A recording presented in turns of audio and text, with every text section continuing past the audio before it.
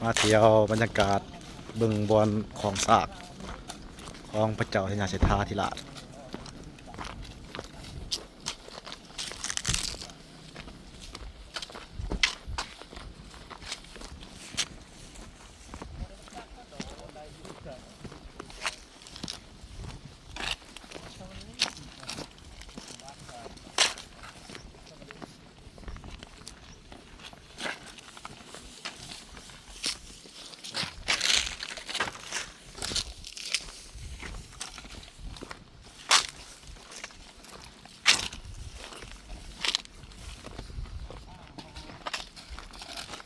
ใช่บ่ได้บทของบอลวางบทของ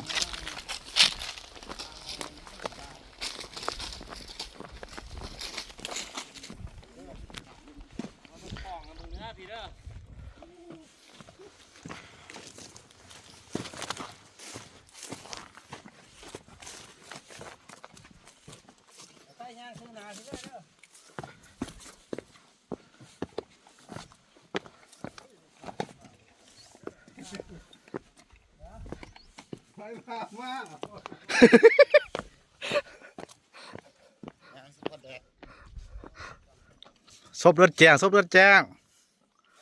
ยางซบเลือดแจ้ง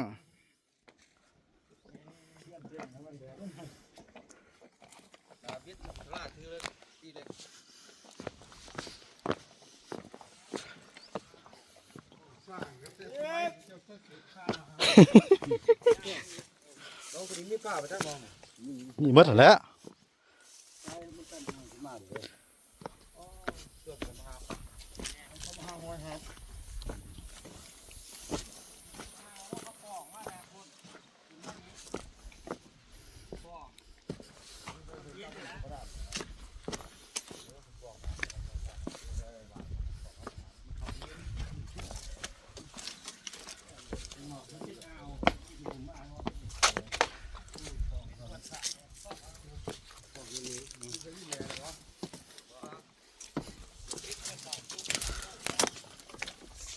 ใช่ลองได้ลองนี่วะ ลองนี่แหละลองของ โอ้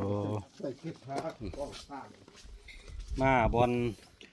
แป้งโกนตัวนั้นจะคอยเห็นอ่าวมัน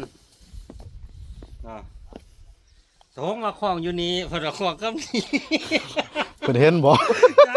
ที่เป็นทหารเจ้าใส่เท้า